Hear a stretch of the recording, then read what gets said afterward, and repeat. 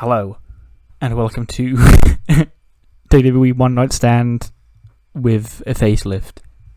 So basically, if you didn't see at the end of the last video, when I simmed for the end of SmackDown and there was a One Night Stand pay-per-view on the Friday that I forgot to move.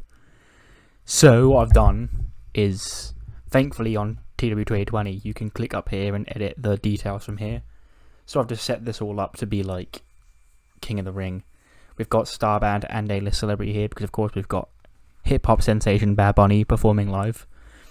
And I've just called this one King of the Ring 2021 because I was just going to skip through One Night Stand and like just do matches and shit. But I thought that might have been a bit Amoga sus for the popularity swings. So I decided just to do this instead, and then I'll move King of the Ring off Saturday and make sure I actually do it. Because otherwise that'll have to be Evolution, there won't be anything on a Sunday.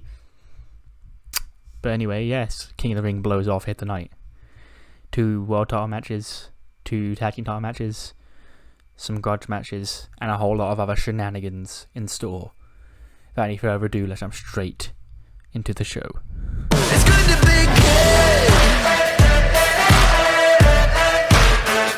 It's good to be good. I'm not gonna lie, it feels like fucking ages since we last had a pay-per-view, but we finally got the numbers in. 54,849 people have packed into, I guess, whatever. I probably wouldn't be parked up front, actually, because that'd probably be too big, and there's no reason why I wouldn't want to run a football stadium this close to SummerSlam.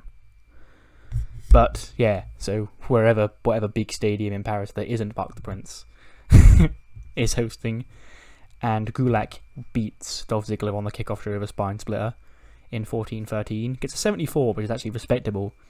So Gulak gets a 68 and a 71 for Dolph Ziggler. So a big momentum swinging win for Drew Gulak this close to SummerSlam. That's going to be pretty cool for him. And he beats Dolph Ziggler. King of the Ring intro video. These are the 6 former Kings of the Ring that I had at my disposal, but they're not talking, especially not Brock Lesnar. He's not even around at the minute. But yeah, they just showcase all the past winners and how one man's life will change tonight, and he will become King of the Ring and punch himself a world title match ticket at SummerSlam. But we open up with the WWE Championship on the line. I knew this wasn't going to do great, but with the 2 men in it, I just wanted to go for a 7-minute, fucking all-out sprint. I feel like if any 2 people could pull it off, it's these 2. And they did alright, but there'll probably be better matches later on, so I'm not that stressed. Joe beats Ray in 7 minutes with a Coquina Clutch to retain the title. 79 for Joe and 83 for Ray. And Samoa Joe steamrolls through Rey Mysterio and is on his way to SummerSlam as the the WWE Champion. Unless there's a roadblock, unless he gets injured, But at the minute, it looks like he's going to SummerSlam. Will he face Nakamura or Sami Zayn there if they win King of the Ring? We shall see. 81. That's actually quite... that's quite nice. Bivens Enterprises, Street Profits, and the Usos. It's not elimination. Ignore the fact that it says it's elimination. Street Profits, Angelo Dawkins gets pinned, and the Usos retain in 14-33 with a double Samoan splash or whatever. 63 for Jey Uso, 74 for Jimmy. Why is he so much better? Oh, because they were both off their game. They were both off their game, of course, but Jimmy was slightly off his game, but Jey was really off. Gable gets an 82, an 80 for AJ Styles, a 56 for Angelo Dawkins, and a 65 for Montez Ford. And the Usos retain in the Triple Threat Tag Team match here tonight at King of the Ring. We then get a quick backstage segment. It shows us what happened on Raw with Bobby Lashley coming out and beating the fuck out of Buddy Murphy 2 weeks ago. And Charlie's with the Hurt Business minus Lashley. And he's saying, well, good luck to Buddy Murphy to winning this match tonight, but in 2 nights he's got to go 1-on-1 with the Almighty.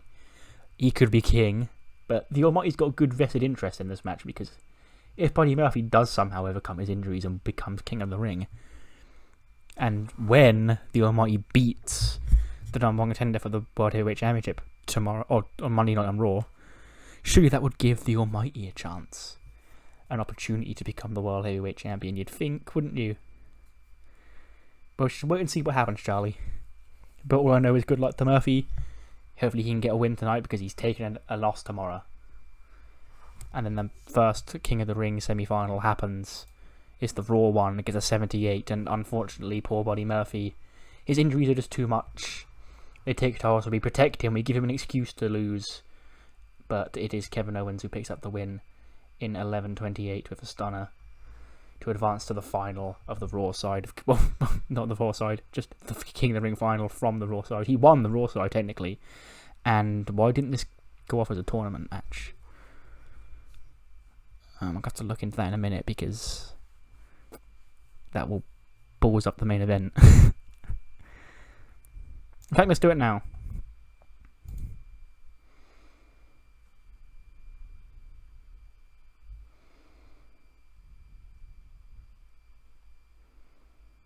Oh!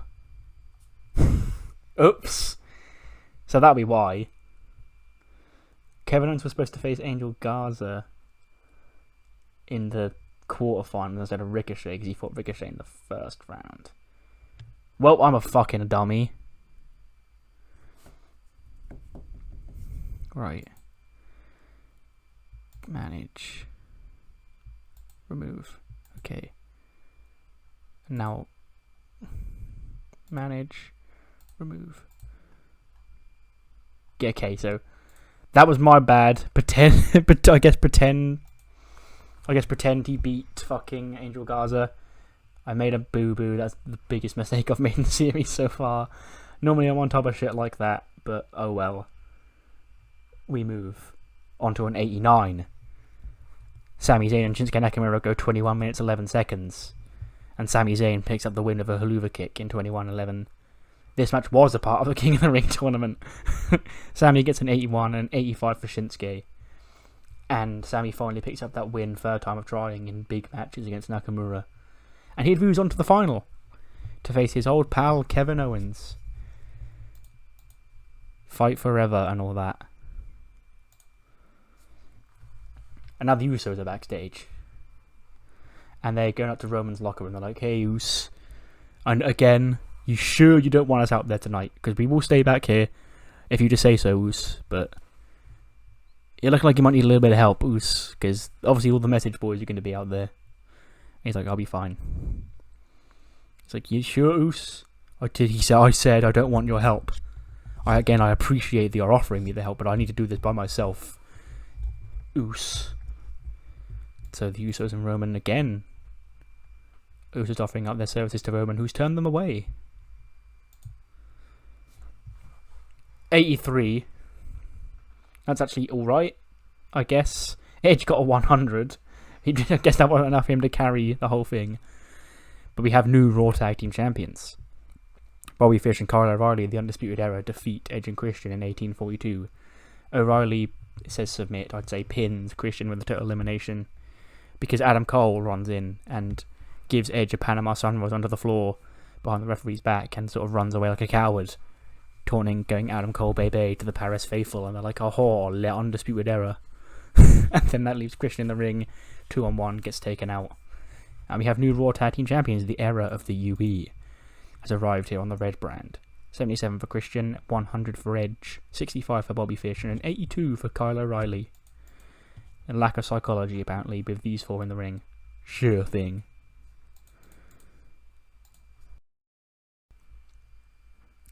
We then get Charlie. We obviously get an advert, and then Charlie's backstage with Christian.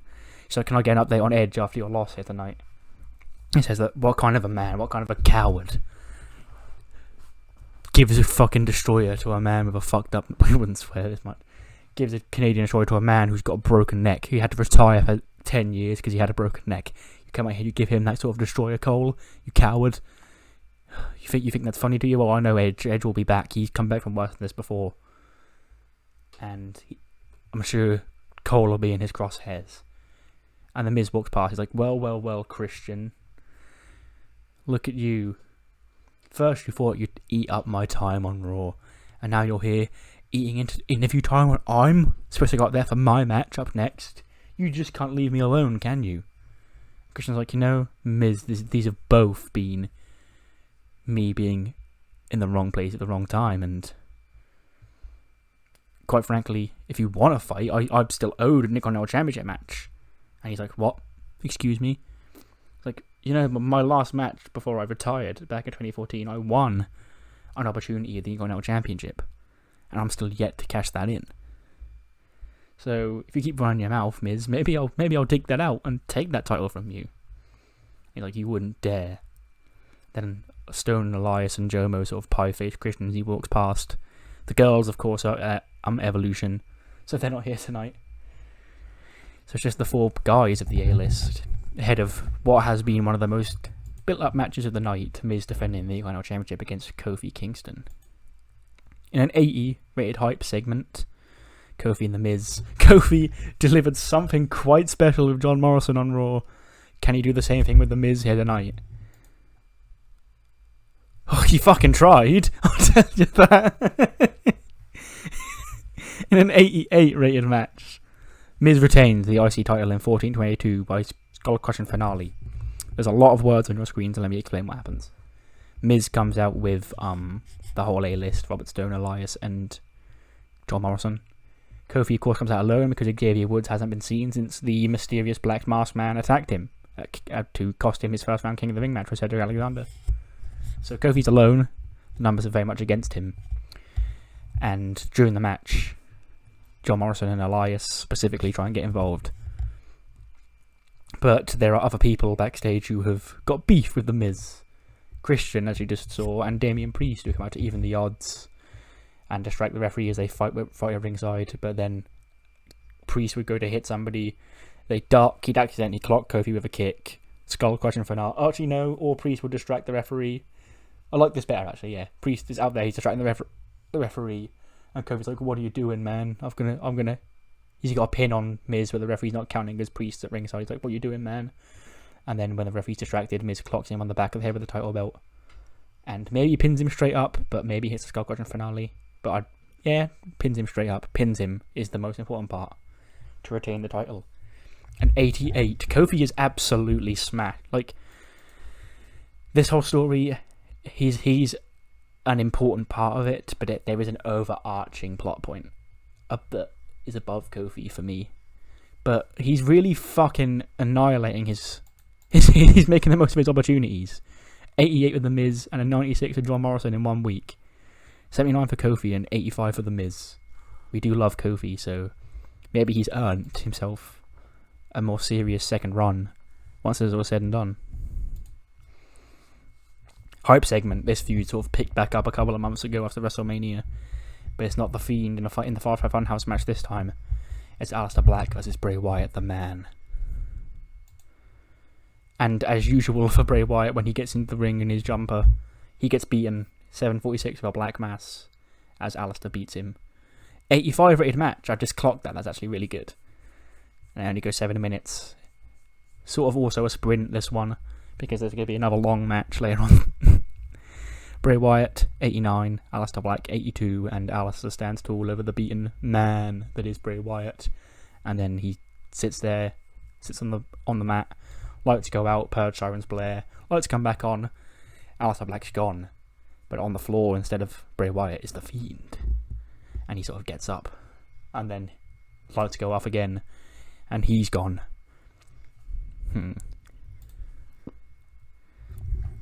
Nice.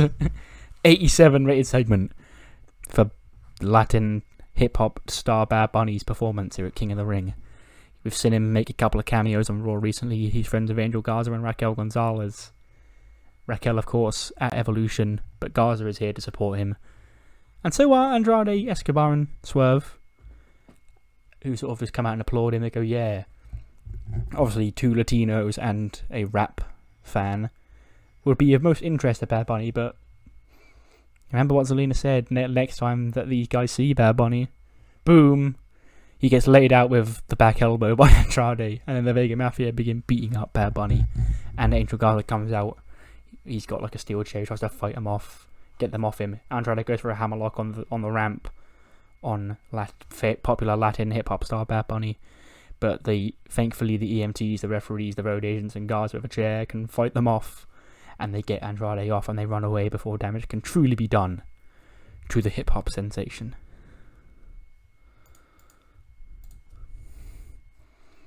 This show has been fucking unreal so far.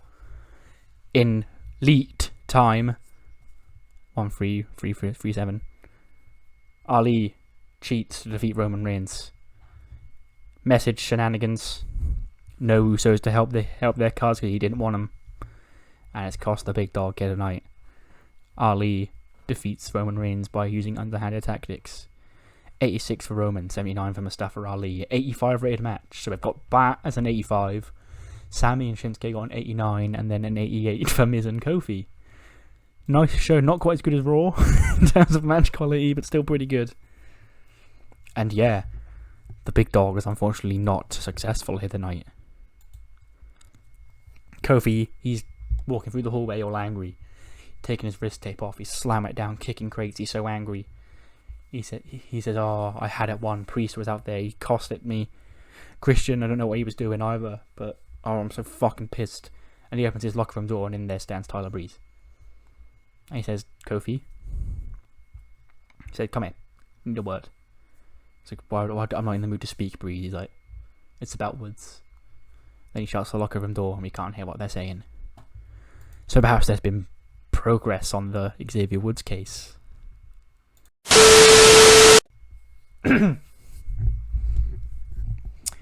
On set of Fast and Furious 9 with John Cena, and he says, "I'm all about family. Vin Diesel loves family, and so do I. And I love the kids, and unfortunately the kids, they're not quite old enough to see Fast and Furious 9, but hey, it's been eating up my time since WrestleMania. And apparently there's a big wrestling pay-per-view coming on tonight, King of the Ring. And God, there's a couple of people in there, I'm not sure who they all are, but God, I'm pulling for whoever wins to win. And apparently I'm going to be at Raw tomorrow, Monday night. Eve texted me, I didn't know Eve was still the general manager, even though she was there when he was there, but he's being a dickhead. So he does know he's just being a piece of shit. But I guess I'll take time out of my busy Fast and Furious schedule, and I'll make a Fast and Furious trip to Raw and see what's sort of happening in my absence, because something tells me the show has been going downhill. So big match John, the Make-A-Wish megastar, 2021 Royal Rumble winner, loser of the WrestleMania main event, coming back to Raw, conveniently a month before SummerSlam. An 86 King of the Ring Grand Final. Two old best friends, Kevin Owens and Sami Zayn, go at it one final time in what could be the most high stakes match they've had in WWE. Winner of this goes to SummerSlam to get a world title opportunity. And after 23 minutes and 50 seconds of grueling action, you know what the match looked like. You've seen enough of these at this point, but yeah, I thought it was time for me to do one again, and this seemed like the perfect place to do it. And Sami Haluva kicks Kevin Owens' head off in 23:50. And Sami Zayn wins King of the Ring. 92 for Sami, 94 for Kevin Owens. And it appears that Sami Zayn will have a date with Samoa Joe at SummerSlam. Post-match celebration, Sami goes up to the throne, he grabs a mic, he's like, "Oh, listen, I've worked my fucking ass off to get here.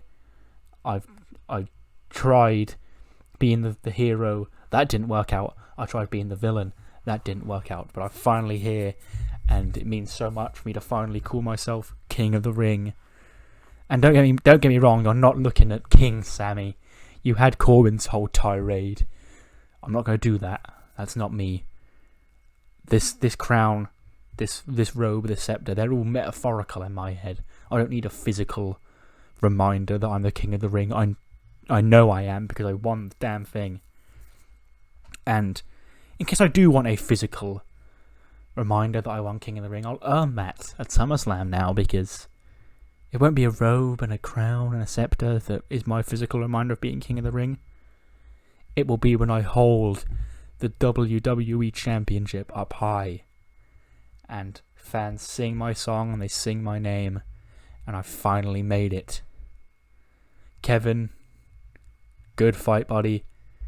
Me and you, I'm sure we'll do this again someday, because we are destined to do this forever after all, but on one night, you weren't in my league, and I'm going to SummerSlam, and I'm going to be the next WWE champion. Just a nice, wholesome babyface promo from a babyface king of the ring who's not going to wear the robe and crown and scepter. And then we get a hype, because the show's not over, there's one more match to go. Keith Lee and Apollo Crews, World Heavyweight Championship. Final match of the show. Scores us a 81. Respectable. I didn't expect this to do better than the King of the Ring matches, to be fair. But at least it's not bad. The show will do good anyway, because we had Bad Bunny on it. But Keith Lee, of course, retains 16 minutes, or 15:59 to be precise, with a power slam to make defense number 4 of the World Heavyweight Championship. Confetti goes off in Paris. Pyro goes off. Keith Lee hoists the World Heavyweight Championship up in the air. Bask in his glory. But the show is not over, because the music of Raw's franchise player hits, and Drew McIntyre makes his way to the ring. And he looks a lot more focused than he has in the recent weeks. He says, "Congratulations, Keith. You did good. You're killing it right now. I'm basking in your glory. You truly are limitless. You are carrying this brand. Me and you, I'm the franchise, you're the champ. Me and you, we make a great pair. And we're doing a fantastic job of making this show must-see." However, here's the thing, Keith. As I just said, I am the franchise on this show. I earned that right at WrestleMania. I earned the right to get 3 wishes. And we're here in Paris, France. This big old stadium. And it's pretty cool. It's pretty cool having a pay-per-view like this in France. And I'm not here to rain on your parade, but such as sort of direct your train to the next station. Because, hey, Sami Zayn won King of the Ring. He's a SmackDown guy, so he's going to face Samoa Joe. You've got no challenger for SummerSlam as of right now. And obviously, I'm not allowed to make it myself. I can't do that. But what I can do is something even cooler. For me, for you, for everybody. Because we've done this whole tour of Europe, right? We stopped in Stockholm, we stopped in Berlin, Madrid, Barcelona. I think we even went to Lisbon. Now we're in Paris. But there's one place we didn't go on this entire tour. One little collection of countries, a little island floating in the sea just north of here. I don't remember stopping by there. And I'm going to use my second wish, because we will be stopping by there at SummerSlam. When SummerSlam, for the first time in nearly 30 years, comes home to Wembley Stadium. Big pop, hopefully. And obviously, Keith, I can't decide that I'm going to be your opponent there, but if I'm given the opportunity, I'm going to knock it out of the fucking park. Because I love to boogie woogie, and we're going to boogie woogie at the biggest party of the summer. Sign off. Big announcement, Drew's used his second wish. SummerSlam's in Wembley.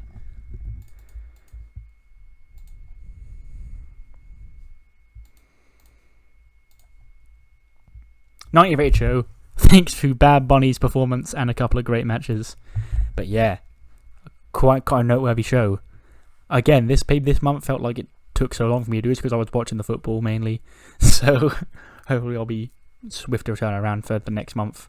But also hopefully not, because if anyone's seen SummerSlam last year, I've got a little bit of editing I might need to do that might take a while. But what matters more than the 90, of course, is what you thought of the show. So let me know what you thought on any of this down in the comments below. And I'll see you next time for episode 160, which will be Evolution, the final pay-per-view stop before SummerSlam. See you then.